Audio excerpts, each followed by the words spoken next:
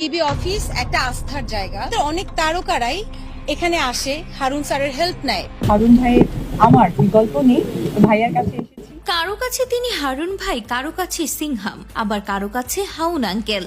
হাওন আঙ্কেলের কাছে এসেছেন। সবিজের নায়িকাদের জন্য তিনি ছিলেন রক্ষাকর্তা। কিছুদিন আগেও নায়িকারা যে কোনো বিপদে পড়লেই ছুটে যেতেন ডিবি হারুনের কাছে। কেউ সাইবার বুলিং এর শিকার, কেউ আবার হ্যাকিং এর অভিযোগ নিয়ে ছুটে আসতেন এই রহস্যময় পুলিশ অফিসারের কাছে। নানান ধরনের সমস্যার সমাধান তো হতোই, সাথে থাকতো খানা দানার ব্যবস্থাও। যে কোনো তারকাকে বিপদ থেকে উদ্ধারে তার ভূমিকা ছিল অসামান্য। বিশেষ করে নায়িকাদের বেশি প্রাধান্য দিতেন ডিবি হারুন। ভাবছেন কিভাবে আর কোন কোন নায়িকারা ছুটে এসেছিলেন ডিবি হারুনের কাছে? জানতে হলে সম্পূর্ণ ভিডিওটি দেখতে থাকুন।